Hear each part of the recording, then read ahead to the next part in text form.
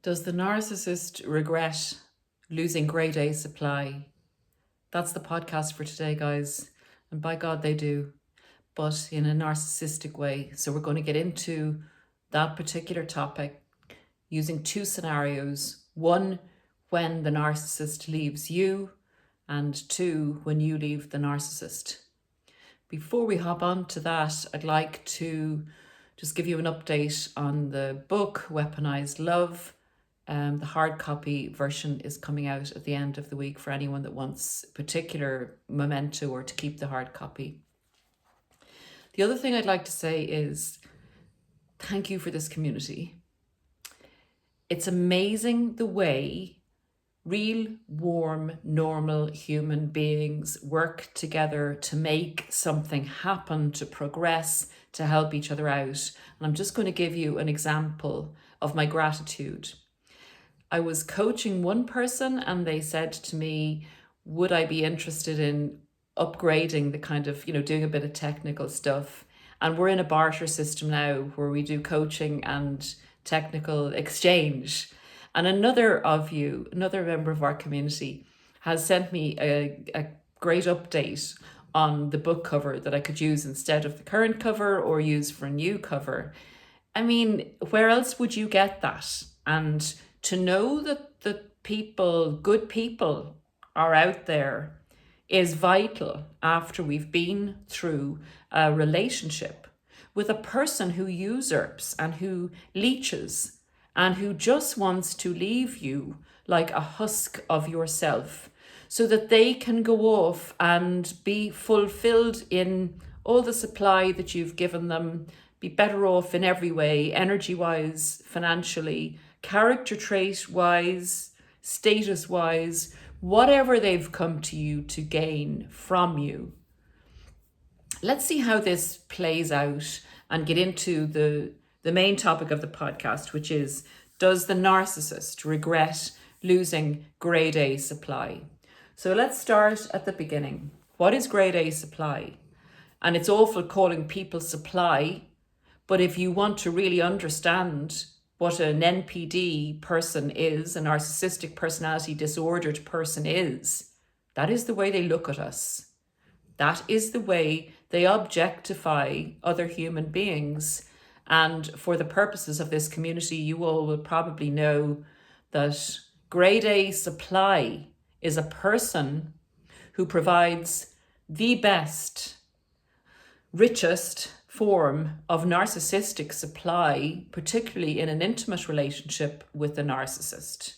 And there is so many other ways we could go with this in relation to why did the narcissist pick you, all those things, but let's stay on track.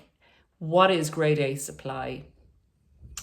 Grade A supply for a narcissist is a very loving, empathic individual that is very prone to giving the benefit of the doubt, that is a person who's a giver, who will look after, who's a looker after of other people.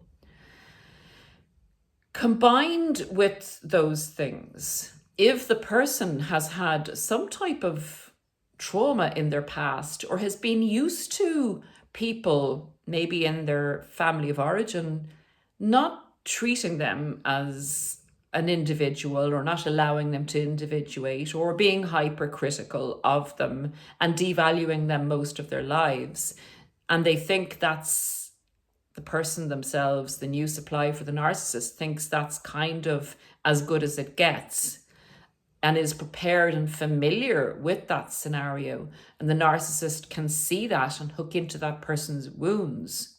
That then leads on to the person being more malleable, easier to manipulate, and therefore easier to control.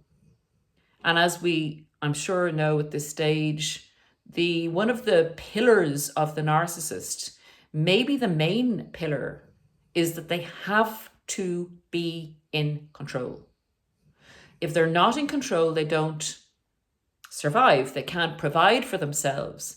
Because their needs are met from the outer world, they are not able to regulate or not interested in regulating themselves internally by being productive, sharing, team building, good human beings. The other characteristics of a grade A supply target would be whatever the person, the personality, can bring to the table of the narcissist in a relationship. And that is normally a financial step up, a status step up, a new world, a new house, a new property, a better lifestyle, all those kind of things, notoriety, fame. All those things are like the wonderful add-on to a basic car feature. You're going to get the Class A feature. So you're going to get all the add-ons to the motor, to the mobile you're buying, to make it not just the basic model. The basic model is great, you're purchasing that, but all these add-ons then make you the total grade A source of narcissistic supply. Do you think that there are many people out there that are total givers, that are open to another person's faults, and that are loving to the point of continually wanting to help that person, to really and truly have the capacity to love another human being to the extent that you would put your needs aside because you've been fed a narrative that this person needs help and is a victim of another person or circumstances? There are not that many people out there that have the strength, that have the depth of empathy and love, that have the patience, that have the kindness, that have the goodness to be taken in, I suppose, by putting out there for another person in the hope and the love that what they're doing for the person is going to help, and that you're going to have a good relationship on the back of the work you put in. That's the theory. With a narcissist, that is a total disaster for a person that is considered grade A supply. And I'm sure a lot of us may come under that category to some extent or another. But in the world where you meet another human being who can appreciate all those qualities in you, can appreciate the purity of your heart's intentions. And again, I always advocate by saying nobody is perfect, and a normal human being is perfectly imperfect. So just to add that on, we're not all saying we're saints and wonderful, amazing people. I think that what is wonderful about us is that we have good hearts, that we really, really, really do not want to hurt anybody else, that we really, really, really want the best for people, and that we're not jealous, that we want everybody to be happy, that there's no residual rage or desire to leech off someone and get everything we possibly can. Without going down that tangent, that is, in a nutshell, as best I can describe, as grade A supply for the narcissist. So it's got to be the control is the first thing, and then the output of what that person is going to supply for the narcissist. You're literally like a store that has everything the narcissist could need. They are going to go in that store and they're going to put in their shopping cart anything they want at any given time. So sometimes they'll pay you money, pay the storekeeper money. Other times they won't. They'll make you feel that you should give them stuff. So when the stores run out, or the store's shutting the doors on the narcissist, that's when the narcissist vazooms and off into the ether. Now, grade A supply, let's take it from the two different scenarios in relation to the two different settings. When a narcissist loses that grade A supply, what regrets do they have, if any, and what kind of happens in those circumstances? So the first scenario is when the narcissist leaves you. When the narcissist leaves you, it takes longer for you to see, I suppose, the outcome of if the narcissist is going to get any kind of karmatic slap in the face, or if you see any evidence that they want to hoover you, or if you feel that they may be thinking about what they've lost and sniffing around you again. The perception the narcissist has, or the reasons that they do this we're going to get into, because it is not like what you and I would do in relation to maybe wanting to re-engage in a relationship or try again. It's very different for a narcissist in where that motivation comes from and where that circumstance comes from. So when the narcissist leaves you, they're absolutely flying high on the amount of supply they've garnered from you. Did you ever notice, or if you've had the experience where narcissist has left you, you've had a relationship with one, at the end of the relationship, the narcissist is looking physically so much better than they looked when they came to you. And you are looking so much worse physically, and maybe in bad health physically, when the narcissist is leaving you, notwithstanding all the other elements of you, of your spirituality, your psychology, and your emotional state. It is a physical manifestation of the draining, the adrenal fatigue, the rise in cortisol in your body, the not looking after yourself, the psychological fallout where you may have turned to addictions, etc., to overcome the pain and confusion you were going through. But in a nutshell, the narcissist is flying high when they leave you, and they feel because you've buoyed them up with help, with maybe money, with your praise and adulation, your support, you're fighting their battles for them, you're taking care of their children, everything you've provided for them has given the narcissist a total ease of life, and they have stocked up inside on your supply and your energy. They go off feeling they can conquer the world, and they look at you and they would nearly spit on you because you've nothing left to offer them. And that is how a narcissist, in inverted commas, loves another person. It's what you have to offer them. It's nothing about who you are as a person other than how your personality is formed and how easy you are to control. So at this stage, when you're the one in need of help, and again, it's often when you're sick, etc., that the narcissist will leave you, the narcissist looks on you as an empty package. There is nothing left inside for the narcissist to eat. You're the wrapping on that candy bar. You're the takeout paper. The takeout's gone. So the narcissist is very happy at this point to leave you because they just see you as the total loser and them as the total winner. And in that moment, that is the reality of the situation. You are depleted. You're in a bad way, and the narcissist is flying high and feels they can go off and conquer the world. So you've been devalued. They also feel they're also idealizing another store, another source of supply. So the contrast for the narcissist, and in the narcissist's mind, remember, they have taken no accountability for the state that you may be in as they're leaving you. To them, you're a waste of space because you can no longer give them everything they want, or you're withholding. You're deciding, oh my God, this person does not love me. All they want are things from me. They're criticizing me all the time. And I know I don't deserve that level of criticism. And you're pulling back and you're asking questions and you're saying, my God, I need your help now. Look, I've been looking after you for the last 2 or 3 years. I've stood on my head for you. I've done cartwheels for you. I'm sick now. I need you. And off they go.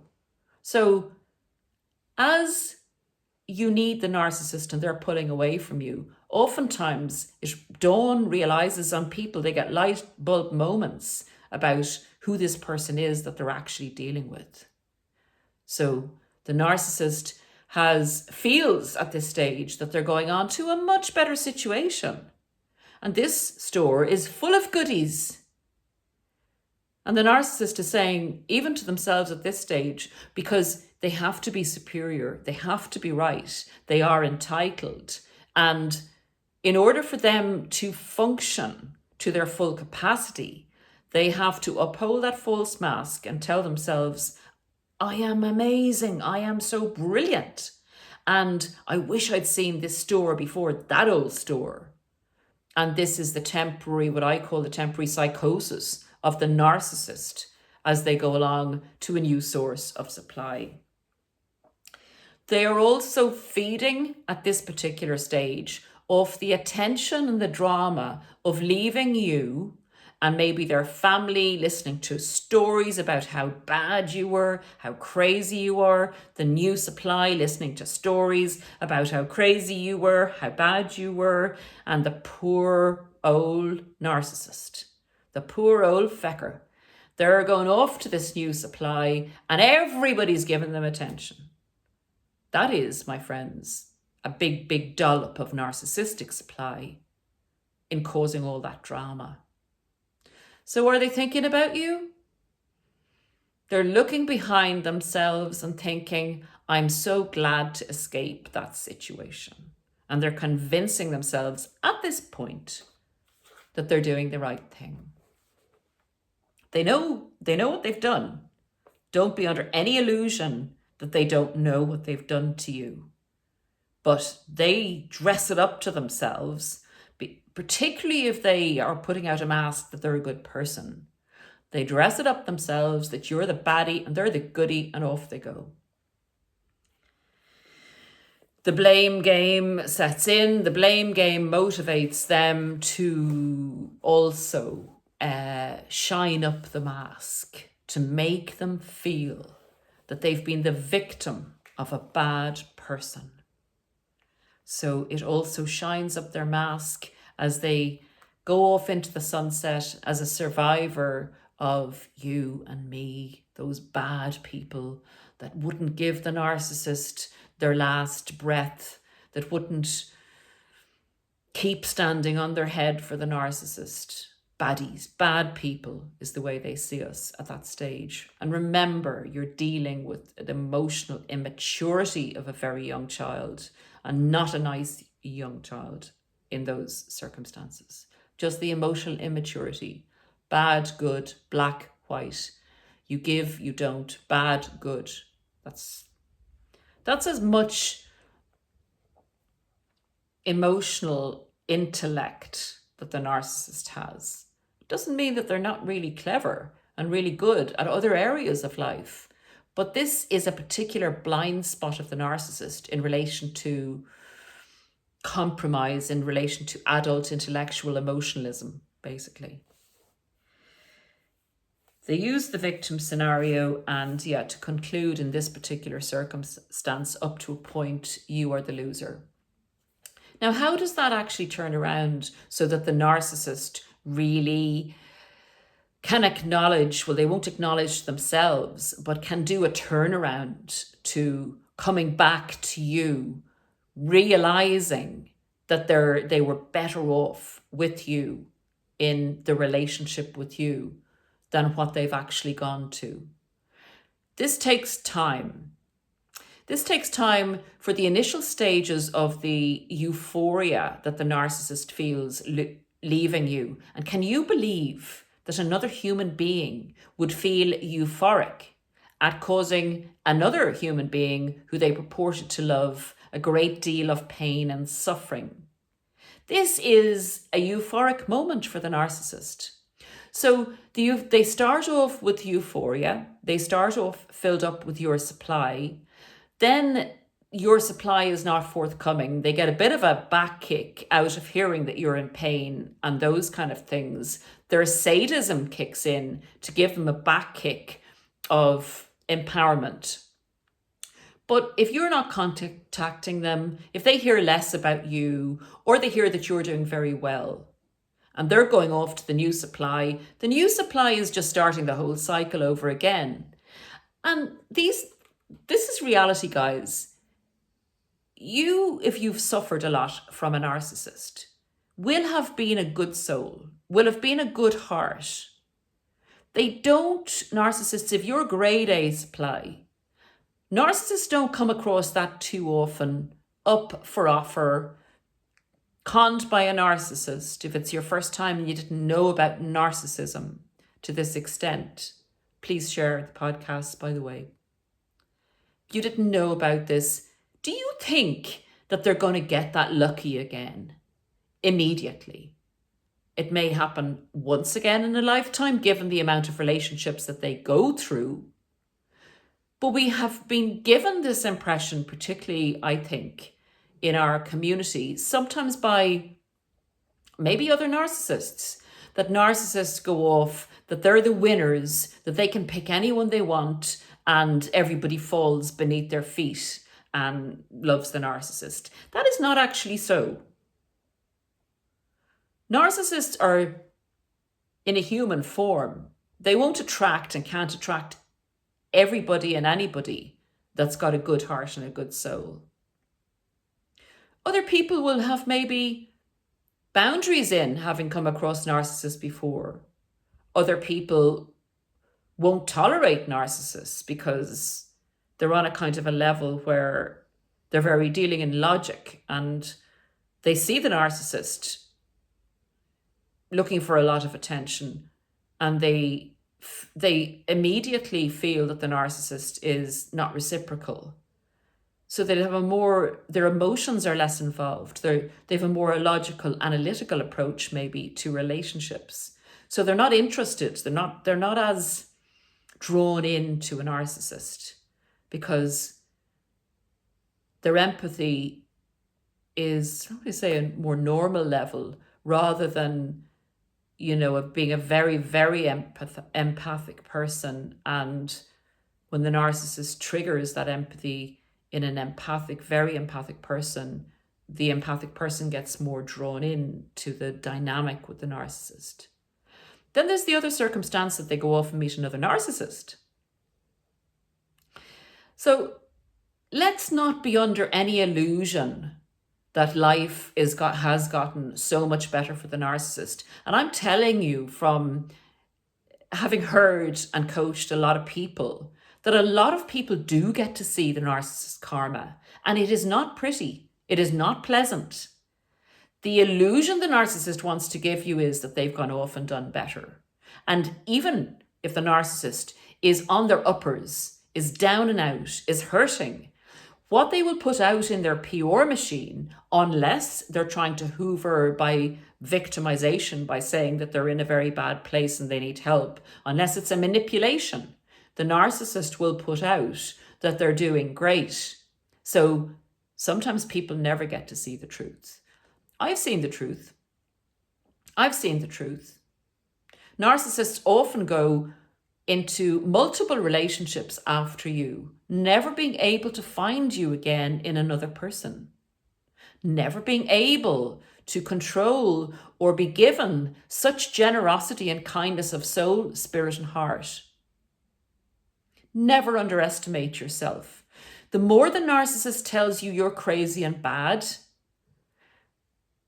that is commensurate with how non-crazy and how good you are. The narcissist will always resent, even though they feed off your good soul and spirit, but they resent it deeply and will criticize you for it while benefiting from it. The second scenario I said at the beginning of the podcast we're going to discuss is when you leave the narcissist. People do leave narcissists. They do get a light bulb moment. Maybe they come across some of these podcasts. Maybe their friends and family are pushing them towards seeing the light. Maybe the narcissist cheats on them. Maybe the narcissist rages and they see those black eyes and feel that dark spiritual energy and they decide, I need to get out of here. When you do that with the narcissist, they may let you go for a period of time until you get the hoover, until you get the I will change, I love you, you're the only person I've ever loved in my life, the flattery, the extended love bombing, the regretful love bombing, all the ways that they can think of to get back in. And again, I've said this so many times before, this is the most dangerous part of you discarding a narcissist or leaving a narcissist. They really want to get back in to punish you. So they will use whatever they need, whatever they think it'll take, they will use to get back into a relationship with you. And one of the things you must watch for, this is why no contact and blocking is essential, because even when you leave a narcissist, the whole work that needs to be done after that is extensive in unraveling the narcissist out of your head and not missing them and wanting to go back, because you've been brainwashed. It is akin to subtle brainwashing that you were not aware you were undergoing. So leaving the narcissist is a big deal, but the work that comes after that is just as big a deal. So you need to go no contact. Let a narcissist back in at that stage. They've come back to punish you. They have not come back to love you. They've come back to get whatever goodies that were left inside you, inside the store. They want to clear it out. They want to go around with a sledgehammer and bash all the windows out, bash the shelves in the store, and rob the cash register. They want to leave nothing for you to be able to rebuild, for having the audacity to leave them.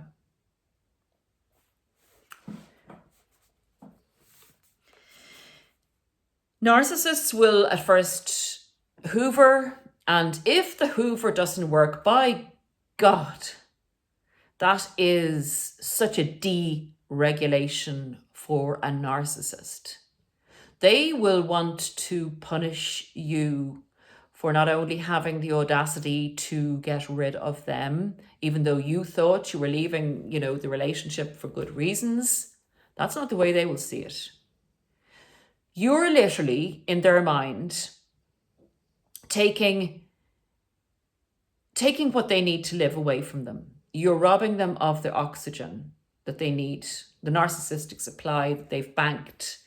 You're leaving them destitute in a desert without water. That's the way they see it. So you actually, by doing that, have inflicted a major narcissistic injury, and it makes you the enemy for life. And there is no other way I can say it. They're coming back to destroy you. They are coming back to do whatever they can because of the way they're constructed. Because if you've left them and if you refuse to let them back in, and you are basically by those actions saying, I know who you are, you're an empty husk of a person, whatever your spiritual energy is, it's dark, I want nothing to do with you, because you are the captain or captainess of destruction. You are poison to the world. You would leave the earth barren, dark, and putrid. When a person knows the essence of a narcissist, the narcissist knows their own essence by that person's reflection back to them. And they cannot allow that. The narcissism is set up to reflect to the narcissist and the world this perfect, amazing, beautiful person. Your rejection leaves them feeling what they see in your mirror is this putrid, vile, stinky, disgusting nothingness that has to be righted. So the narcissist will try to take revenge on you if you refuse the hoover by doing whatever they can to destroy you from a distance, to destroy your interpersonal relationships, to destroy, I'm not going to get into what else they will destroy, but they will come at you from all angles, particularly at a time when the next target of theirs either kicked them out or didn't continue the relationship or wouldn't give them what you gave them, the grade A supply that they came back to hoover you for. So in both these scenarios, to sum up, the narcissist knows who you are in your good heart, in your strength, in your resilience, in your survival instincts, in your basically strength of character. They are the opposite personification, by choice, in my opinion, of what a good, striving to be good human being is. So what they need is that really good human being, is the grade A supply human, to be taken down, to first of all suck the resources out of them. And if they can't fully leave the grade A good human being as a husk that no one else would want, making themselves feel more powerful by their way of advocating for their lives, by killing, stealing, and destroying. And I don't mince my words, guys, because I have seen what these people do, if you want to call them people, because people is a term, I believe, for a human being. And although they appear like a human being, there is nothing inside. It's empty. It sucks the life force out of other people.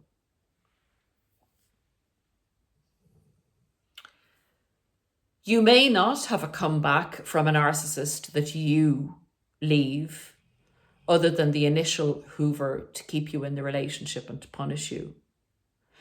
Everything that a narcissist evaluates. So we're looking at the title and saying, does a narcissist regret losing grade A supply? Oh, yes, they do. Do they immediately regret losing grade A supply? Oh, no, they don't. When do they regret losing grade A supply? When their circumstances are considerably worse than when they were with you. How do they reevaluate that regret or loss? Do they look inside and say, oh my God, that grade A supply, I love them. They were such a good person. Maybe I should look at my own behavior. I shouldn't have cheated on them. I shouldn't have destroyed their family. I shouldn't have left them. I shouldn't have done this. I need to be accountable. Oh no, they do not. They are still the victim. But what they decide to do is to go back and give you another chance with them. So they come back as the forgivers. They will not, in their conscious, acknowledge to themselves that it was a mistake what they did to you.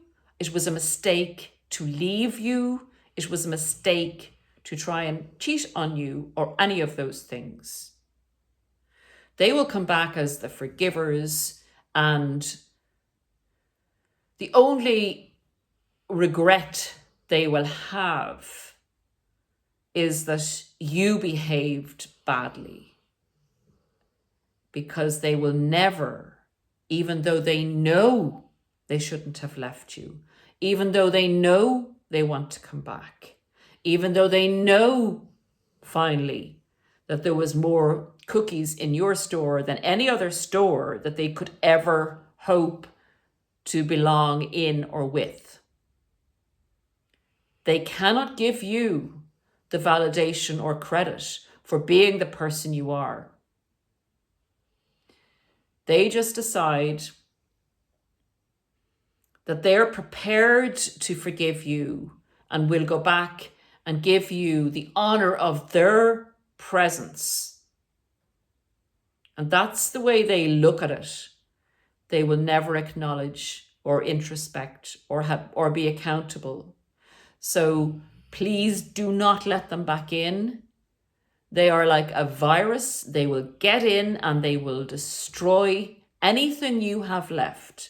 And if you have rebuilt your life, oh, they will want to come back so badly to either get in and benefit or to totally annihilate and destroy anything you have rebuilt.